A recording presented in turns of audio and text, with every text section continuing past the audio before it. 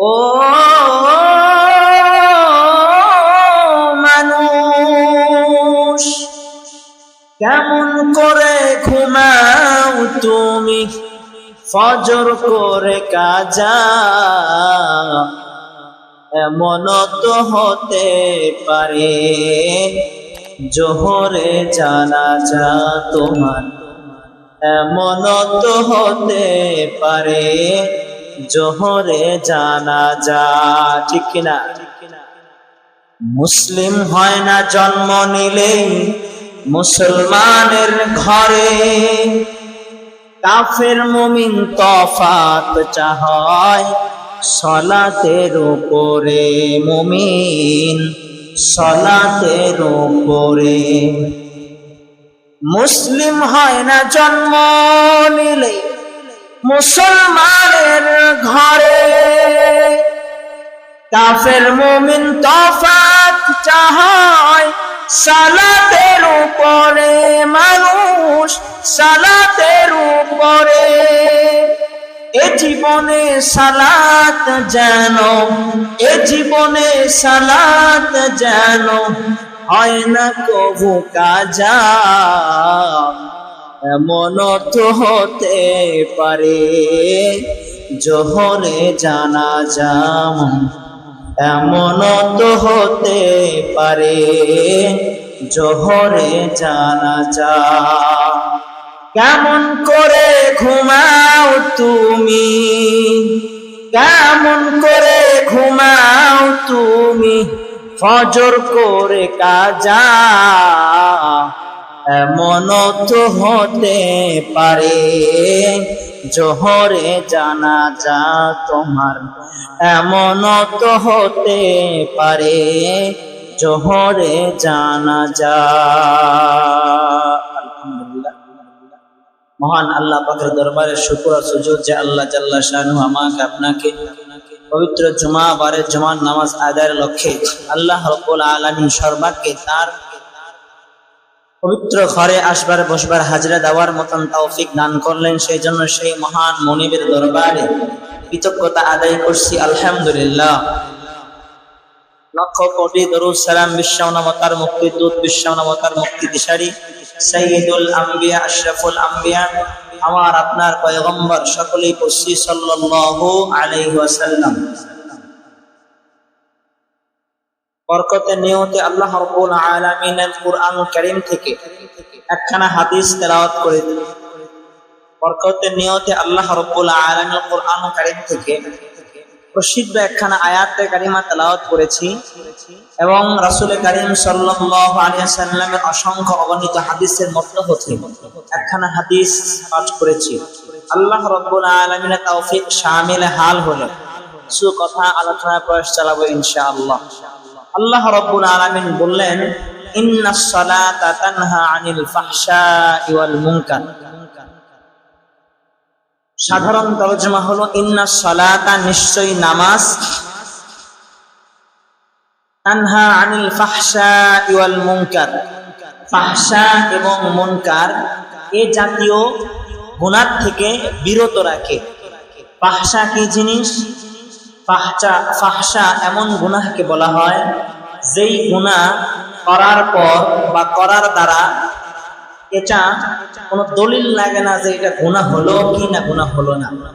যেমন কথা বলবেন, সুদ খাওয়া এটা গুনাহ না গুনাহ? গুনাহ। মিথ্যা বলা এটা গুনাহ না গুনাহ?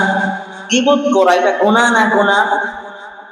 এমন কিছু পাপ যেই পাপগুলো বিবেক দ্বারাই বোঝা যায় এটা কি পাপ, এগুলো ফাহশা। আর মুনকার বলা হয় কোনগুলো?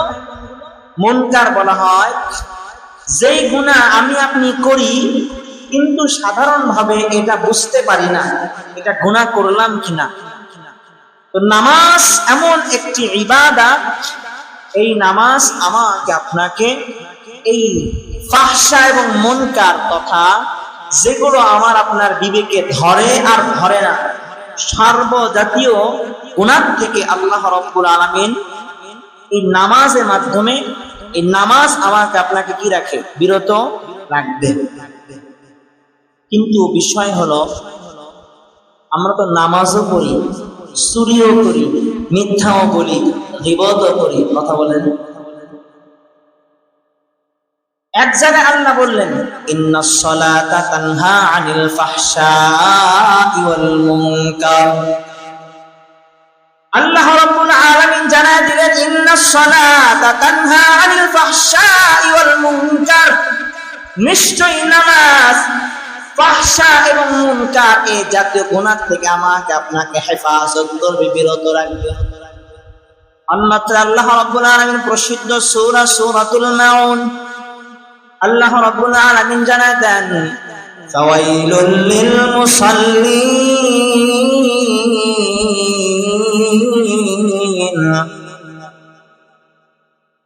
আল্লাযীনা হুম আন সালাতিহিম সাহুন আল্লাযীনা হুম ইউরাউন। এক জায়গায় আল্লাহ তাআলা জানায় দিলেন, নিশ্চয়ই নামাজ অশ্লীল বেহায়াপনা কাজ থেকে আমাকে আপনাকে বিরত রাখবে।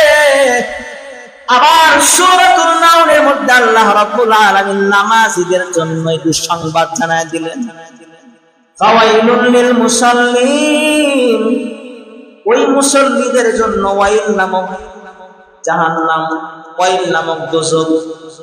একদিকে নামাজ আমাকে আপনাকে গুনাহ থেকে বাঁচাবে, অন্যদিকে নামাজই আমার আপনার জন্য জাহান্নাম হয়ে দাঁড়ালো। কারণটা কি? আবার হাদিসের মধ্যে আল্লাহ রাসূল বলেন, as-salatu imaduddin, নামাজ হলো দ্বীনের খুঁটি। কার খুঁটি? আওয়াজ দিয়ে বলেন, কথা বলে না। নামাজ কার খুঁটি? অন্য হাদিসে আল্লাহ রাসূল বলেন, as-salatu মিফতাহুল জান্নাহ, নামাজ বেহেশতের চাবি। আল কিয়ামতের কঠিন ময়দানে আল্লাহ রাসূল হাদিসের মধ্যে বলেন, আউয়ালু মা ইউহাসাবু বিহিল আবদু ইয়াউমাল কিয়ামাতিস সালাহ। আল্লাহ রাসূল বলেন, কাল কিয়ামতের কঠিন ময়দানে সর্বাগ্রে বান্দার জন্য যে হিসাব নেওয়া হবে, এই হিসাবের নামটা হলো নামাজ। কয়তলা বাড়ি করছেন, কয়তলা বিল্ডিং করছেন, কয় বিবির মালিক হয়েছেন, কয় সন্তানের মালিক হয়েছেন, সর্বাঙ্গে এগুলো জিজ্ঞানোর আগে আল্লাহ আপনাকে জিগাইবেন, এ বান্দা কয় ওয়াক্ত নামাজ পড়েছ?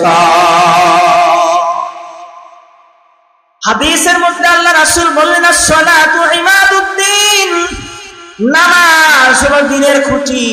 এই যে বাবা আমরা মসজিদে দাঁড় করাইছি, ঘর দাঁড় করাই, এই দাঁড় করানোর উপরে প্যান্ডেল, স্তম্ভ, খুঁটি আছে না নাই?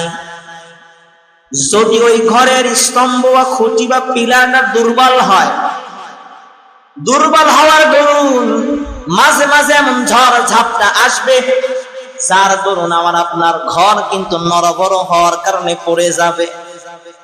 আমার আপনার নামাজ হলো মুমিনের দ্বীনের খুঁটি। যার নামাজ নাই, মাঝে মাঝে তো আমার আপনার জন্য সুদের ঝড় আসবে, গুনাহের ঝড় আসবে, মিথ্যা ঝড় আসবে, গীবতের ঝড় আসবে, গুনাহের ঝড় আসবে, বেপরদার ঝড় আসবে, হারামের ঝড় আসবে। আমার নামাজ নামক খুঁটিটা যদি শক্ত না থাকে, আমি আপনি ওই সাধারণ যেমন একটা ঘরের খুঁটি যেমন নড়বড় করার কারণে ঘরটা ধসে পড়ে যায়, আমার আপনার নামাজ ঠিক না থাকার কারণে, গুনাহের ঝড় আসার কারণে আমার আপনার দ্বীনের খুঁটিটাও নড়বড় করতে করতে পড়ে যায়। এই জন্য যে ব্যক্তির নামাজ ঠিক, তার সব ঠিক। সুবহানাল্লাহ। প্রশ্ন, হুজুর নামাজ পড়ে একজন লোক কিন্তু গুনাহ তো ছাড়ে না, ছাড়বে? এই আয়াতে কারিমার শানে নুজুল আমি আপনাদের খেদমতে পেশ করলে কি বিষয়টা ক্লিয়ার হয়ে যাবে। হযরত আনাস রাদিয়াল্লাহু তাআলা আনহু, জলিলুল কদর সাহাবী, আল্লাহ রাসূলের 10 বছরের খাদেম ছিলেন। কয় বছরের খাদেম? আওয়াজ দিয়ে বলেন, কথা বলেন না যে। 10 বছরের খাদেম ছিলেন। আল্লাহ পয়গম্বরের সাহাবী বর্ণনা করেন, কোন একজন সাহাবী আল্লাহ রাসূলের কাছে আসলেন, এসে বললেন, সাহাবা আল্লাহ রাসূল, অমুক লোক ইসলাম গ্রহণ করেছে, সে তো নামাজ পড়ে নামাজে বাহ্যিকভাবে কোনো ভুল নাই, ওই ব্যক্তিটা রুকু যেমন করার দরকার রুকু করে, সিজদা যেমন করার দরকার সিজদাও করে, ওই ব্যক্তির নামাজ যে পড়ার দরকার সেভাবে রুকু সিজদা তেলাওয়াত সব কিছু ঠিক আছে, কিন্তু ও হাবিব ওই ব্যক্তির নামাজও পড়ে গুনাহও করে।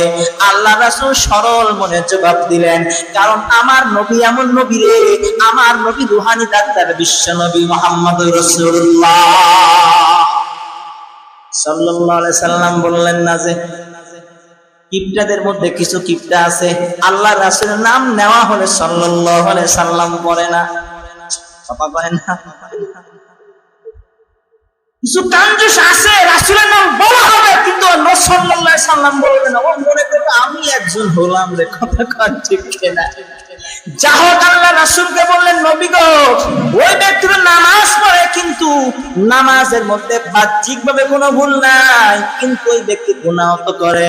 আল্লাহ নবী সরল মনে জবাব দেয়, ওর নামাজটা ঠিক হতে দাও। কিছুদিন পর আবার সাহাবী আল্লাহ রাসূলের কাছে এসে বললেন, ও আল্লাহ রাসূল, যেই ব্যক্তির নামাজের ব্যাপারে আপনাকে অবগত করেছিলাম, যেই ব্যক্তির নামাজও পড়ে গুনাহও করে, ওই ব্যক্তির নামাজ এখন ওই ব্যক্তির নামাজ পড়ে আর গুনাহ করে না, সুবহানাল্লাহ। একটা সময় বললেন সে নামাজ পড়ে গুনাহ করে, অপর সময় বলল যে ওই ব্যক্তি এখন আর গুনাহ করে না। এখানে বুঝতে হবে নামাজের দুইটা দিক। কয়টা দিক? আওয়াজ দিয়ে বলেন তো। দুইটা দিক। আল্লাহ রাসূল সাহাবাদের সামনে বসে আছেন, মুযাকারা করতেছেন, আলোচনা করতেছেন। হাদিসে জিবরিল নামে প্রসিদ্ধ হাদিস। কোন হাদিস বলেন তো? হাদিসে জিবরাইল। আল্লাহ রাসূল সাহাবীদের নিয়ে বসে আছেন।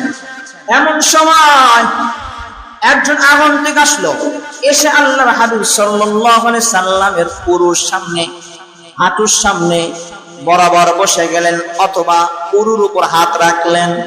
সাহাবায়ে কেরামের মেজাজ বড় গরম, আমরা বসে আছি, জানা নাই শোনা নাই, আল্লাহ রাসূলের সামনে এসে বসে গেছে। এবার সেই ব্যক্তি এসে আল্লাহ রাসূলকে কয়েকটা প্রশ্ন করে। এক নাম্বার প্রশ্ন করে, মাল ঈমান, ঈমান কি? দুই নাম্বার প্রশ্ন, মাল ইসলাম, ইসলাম কি? এরপর জিজ্ঞাসা করে, মাল ইহসান, ইহসান কি?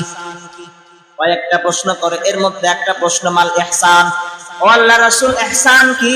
আল্লাহর নবী জবাব দেয়, আনতা আবুদাল্লাহ কাআন্নাকা তারা, যখন তুমি ইবাদত করবা, ওই ইবাদত করার সময় আনতা আবুদাল্লাহ কাআন্নাকা তারা, যখন তুমি ইবাদত করবা আর মনে মনে চিন্তা করবা আমি আমার আল্লাহকে দেখতেছি। ও বান্দা, যদি ইবাদত করার সময় তোমার মনের মধ্যে এমন মনোবাসনা উদ্বেগ না হয়, তাহলে ফাইল্লাম তাকুন তারা ওয়া ইল্লাম তাকুন তারা, যদি তোমার অন্তরের মধ্যে এমন না হয় তাহলে তুমি চিন্তা করবা আমার রব আমাকে দেখতেছে।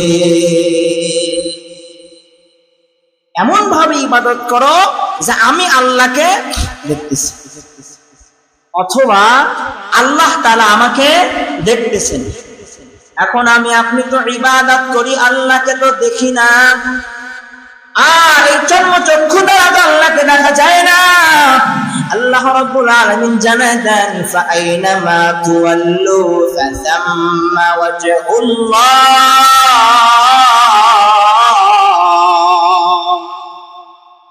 ও বান্দা, আপনি কোন দিকে তাকাইবা?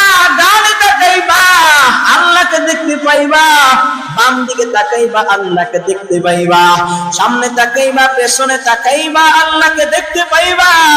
চতুর্দিকে যেখানে তাকাও না কেন, যাকে দেখতে পাবেন তিনি আমার রব হলেন আল্লাহ। হুজুর, আল্লাহকে তো দেখি না। আরে পাগলা, চক্ষু দ্বারা তো দুনিয়া আল্লাহকে দেখা যাবেই না, তবে আল্লাহকে অনুভব করা যায়। সুবহানাল্লাহ বলেন না। আল্লাহ তাআলাকে অনুভব করা যায়। তাআলাকে অনুভব করা যায়। কেমন করে? আল্লাহ রাব্বুল আলামিন কোরআন কারীমের মধ্যে জানায় দেন, লাহুম কুলুবুল লা ইয়াফকাহুনা বিহা, সেই অন্তর আমি আল্লাহর, লাহুম কুলুবুল লা ইয়াফকাহুনা বিহা, সেই অন্তরটা চিন্তা করে, লাহুম কুলুবুল লা ইয়াফকাহুনা বিহা ওয়া লাহুম আ'য়ুনুল লা ইউবসিরুনা বিহা ওয়া লাহুম আযানুল লা ইয়াসমাউনা বিহা। আল্লাহ এখানে বলেন লাহুম কুলুব, আমি আল্লাহ কলব দিলাম, কুলুবুল লা ইয়াফকাহুনা বিহা, এই কলবটা চিন্তা করে না। কোন বিষয়ে চিন্তা করবে? ওয়া ইয়াতাফাক্কারুনা ফি খালকিস সামাওয়াতি ওয়াল আরদ, আসমান আর জমিনের মধ্যে যা কিছু আছে এই বিষয়গুলো নিয়ে বান্দা যদি চিন্তা করে তাহলে আমি আল্লাহ তাআলার পরিচয় পেয়ে যাই। সাধারণ একটা কুমড়ার আঁটির দিকে তাকান, এই কুমড়ার আঁটি কিছুদিনের মধ্যে যদি মাটিতে পুঁতে দেন, কিছুদিন পর ওখান থেকে কিন্তু একটা গাছ বের হয় পাতার বরাবর। আবার ওই পাতাটা কি দিন দিন বড় যখন হয়ে যায় ওখানে ফল ধরে। এই ফলের মধ্যে ফলটা এত বড়, কোনো সময় দেখা যায় 20 কেজি 30 কেজি পর্যন্ত একটা কুমড়ো বড়ি হয়ে গেছে। আবার এই কুমড়োর মধ্যে আল্লাহ রাব্বুল আলামিন একটা স্বাদ রাখছেন, বিচির মধ্যে আরেকটা স্বাদ, আল্লাহু আকবার, ডাটার মধ্যে আরেকটা স্বাদ, আল্লাহু আকবার, পাতার মধ্যে আরেকটা স্বাদ, আল্লাহু আকবার। শুধু কি তাই? এই যে উত্তর দেন, এই পৃথিবী কয় ভাগ স্থলভাগ আর কয় ভাগ জলভাগ বলেন তো দেখি? পৃথিবীর 3 ভাগের 4 ভাগের 3 ভাগ পানি আর 1 ভাগ স্থলভাগ। মানে এই পৃথিবীর 3 ভাগের 1 ভাগ হলো স্থলভাগ আর 3 ভাগে কি জলভাগ। এবার উদাহরণটা দেন। পানির মধ্যে কোন ইট ভাসাইতে পারছেন নাকি? কথা বলেন। কোন ঢিল ভাসাইতে পারছেন? বালু ভাসাইতে পারছেন? পারেন নাই। অথচ আল্লাহ রাব্বুল আলামিন কেমন কুদরতওয়ালা, আল্লাহ রাব্বুল আলামিন কেমন কুদরতওয়ালা। এই পৃথিবীটা আল্লাহ তাআলা 3-4 ভাগের 3 ভাগ পানি দ্বারা বেষ্টন করে রাখলেন, 1 ভাগ আল্লাহ স্থলভাগ দান করলেন। সামান্য আমার আপনার ক্ষমতাটা তো এমন নয় ওই ঢিলটাকে পানির মধ্যে ভাসমান করার ক্ষমতা আমার নাই।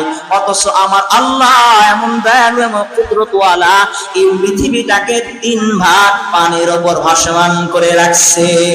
কাদের কুদরত রক্তদারি বল কামাল, আনতা রব্বি আনতা হাসবি যুল জালাল।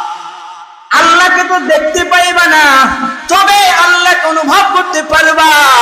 এইভাবে যদি আমি আপনি ইবাদত করতে পারি তাহলে আনতা আবুদাল্লাহ কাআন্নাকা তারা। যখন আমি আপনি ইবাদত করব, চিন্তা করব আমি আমার রবকে দেখতেছি। ওয়া ইল্লাম তাকুন তারা, আর যদি আমি আপনি এমন না হয় তাহলে ফা ইন্নাহু ইয়ারা, আমার রব আপনাকে দেখতেছে। নামাজ এমন একটি ইবাদত, পাওয়ারফুল ইবাদত। নামাজ যদি কাউকে দেখিয়েও করা হয়, তারপরে নামাজের বরকতে একটি সময় সে আল্লাহর ওলি বনে যাবে। সুবহানাল্লাহ। একটি কারগুজারি আপনাদের খেদমতে পেশ করি। বাদশা তার মেয়েকে বিয়ে দিবে, ছেলে খুঁজতেছে, ভালো ছেলে খুঁজতেছে। এখন তো ভালো ছেলে খোঁজে না, টাকাওয়ালা ছেলে খুঁজে। বলেন না ভাই, কথা বলেন না। যে বাদশা মেয়েকে বিয়ে দিবে, ছেলে খুঁজতেছে। তো এখন স্বামী স্ত্রী পরামর্শের ভিত্তিতে একমতে উপনীত হয়েছে, যেই ছেলেটা 7 দিন তাকবীরে উলার সাথে দেখব, নামাজ পড়ে, তার সাথে আমার মেয়েকে আমি বিবাহ দেব। সুবহানাল্লাহ বলবেন না? যে এই পাওয়ার আরেকবার সুবহানাল্লাহ। বাদশা বলতেছে 7 দিন যে তাকবীরে উলার সাথে নামাজ পড়বে তাকে আমার মেয়ের সাথে বিবাহ দেব। ঘটনাক্রমে ওই সময় ঘরের মধ্যে ছিল একটা চোর। কি ছিল বলেন তো? যারা ঘুমায় তারা কিন্তু মাহারাম হচ্ছে। তাকবীর, আল্লাহু আকবার। যেই সময় বাদশাহ কথাটা বলে ওই সময় ঘরের মধ্যে কে ছিল? চোর ছিল। চোর চিন্তা করতেছে মনে মনে, হায় সারা জীবন চুরি করে আর কি করলাম, আজ থেকে চুরি বাদ। বাড়িতে যাবে, মা 7 দিনের মধ্যে বাদশার মেয়েকে বিয়ে করব। পাগল কি গাছে ধরলো না মাথায় ধরলো রে বেটা? পাগল গাছে ধরেনি, মাথাও ধরেনি। 7 দিনের মধ্যে বাদশার মেয়েকে বিবাহ করব। তাই? হ্যাঁ, দাও, বেডিং টেডিং যা আছে সব কিছু দাও, আর মসজিদে গিয়ে অবস্থান করব। হ্যাঁ, মসজিদে চলে আসছে। বাদশাহ তো 7 দিন আগেই বলে রাখছে যে এমন ছেলেকে আমি বিবাহ দেব। এখন সে তো চোর, বাদশাহ তো আর জানে না। মসজিদের কানিতে সর্বদা আল্লাহ আল্লাহ জিকির করে, আর 5 ওয়াক্ত নামাজ পড়ে, ওয়াক্ত মতো নামাজ পড়ে, এবং ওয়াক্তের বাহিরেও নামাজ আদায় করে। একটি সময় নামাজের মধ্যে এমন স্বাদ পেয়ে গেল, অবসর সময়টার মধ্যে নামাজের মধ্যে দাঁড়ায় থেকে সুবহানাল্লাহ। বাদশাহ এবার সংবাদ দেন, ওই ছেলেটাকে আমার কাছে নিয়ে আসবা। বাদশাহ তো সরাসরি আসবে না, তার কোন প্রতিনিধিকে পাঠায় দিবে। প্রতিনিধি এসে বলে, এই যুবক, তোমাকে বাদশাহ ডাকে। কয়, আমার কাছে সময় নাই। যখন বাদশার কাছে গিয়ে বলছে প্রতিনিধি, তো ওকে বললাম যে আপনাকে বাদশাহ ডাকে, আপনার কথা বৃদ্ধাঙ্গুল প্রদর্শন করে বলে চলে যাও, আমার সময় নেই। বাদশাহ এবার নিজের মেয়েকে বিবাহ দিবে। বুঝেনি তো, ঘরে যার মেয়ে আছে টেনশন, কথাই বলে না, এই বাংলা কথা বুঝে না। ঘরে যার মেয়ে আছে টেনশন তার আছে। বাদশাহ সরাসরি যুবকের কাছে চলে গেছে। যুবককে ডেকে বলে, যুবক, আমি 7 দিন আগে ফোন করেছিলাম, যেই মানুষটা 7 দিন তাকবীরে উলার সাথে নামাজ আদায় করবে, আমি তার সাথে আমার মেয়েকে বিবাহ দেব। কথা অনুযায়ী তোমাকে আমার ভাল লাগছে, আমি তোমার সাথে আমার মেয়েকে বিবাহ দিতে চাই। বাদশার এই কথা শোনার পর যুবক ডাক দে বলে, আয় বাদশা নামদার, আমার নিয়তটা এমন ছিল সত্যি, ইন্নামাল আমালু বিন্নিয়াত ওয়া ইন্নামা লিকুল্লি ইমরিইন মা নাওয়া, ফামান কানাত হিজরাতুহু ইলাল্লাহি ওয়া রাসূলিহি। বান্দা যা নিয়ত করে ওটাই আল্লাহ দিয়ে দেয়। যে যতটুকু নিয়ত করে ততটুকুই পাবে। কোন ব্যক্তি যদি দুনিয়ার জন্য হিজরত করে, দুনিয়াটা আল্লাহ তাআলা তাকে দান করবে। আর কোন ব্যক্তি যদি দুনিয়াটা তার নামে না হয়, আখিরাতের জন্য নিজেকে হিজরত করে, আল্লাহ তাকে সেটাই দিবে। এবার সেই চোরটা বলে, ও বাদশা নামদার, আমি তো আপনার মেয়েকে বিবাহ করার জন্য এমন পদ্ধতি অবলম্বন করেছিলাম, কিন্তু নামাজের মধ্যে এত মজা, এত মজা। যখন নামাজের মধ্যে আগে দাঁড়ায় গেলাম, ও বাদশা নামদার, আমি তো আপনার পচা গান্দা মেয়েকে বিবাহ করব কেন? আমি এই 7 দিন নামাজের মধ্যে এমন মজা পেয়ে গেছি, আমার আল্লাহ তাআলার এত কাছে হয়ে গেছি, আমার আল্লাহ জান্নাতের হুরের সাথে আমার বিবাহ করায় দিছে। সুস্তি নামাজে পাঞ্জেগানা, ফাওয়াইলুল লিল মুসাল্লিন আল্লাযিনা। নামাজ এমন একটি ইবাদত যেটা বান্দাকে দেখা করলেও একটা সময় নামাজের পাওয়ারের কারণে সেই ব্যক্তিটা পরিপূর্ণ আকারে নামাজের মধ্যে একগ্রতার মধ্যে চলে আসবে ইনশাআল্লাহ। আরো একটি উদাহরণ আপনাদের সামনে পেশ করি। এই যে দেখেন, সমাজের মধ্যে কিছু পাতি নেতা আছে, মানে চরিত্রহীন পাতি নেতা থাকে না, বা লম্পট টাইপের কিছু ছেলে পেলে, আর যারা গ্রামের মধ্যে এলাকার মধ্যে ভদ্র সভ্র নম্র মেয়ে, এই সমস্ত মেয়েদের অফার করে বেড়ায়।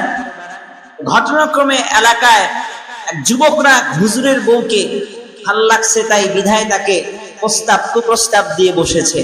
এবার হুজুরের ওয়াইফ হুজুরের কাছে এসে বলে যে, আমাকে তো অমুক ছেলেটা, অমুক চোরটা এরকম অফার দিয়েছে, বদ অফার দিয়েছে, আমি কি করব?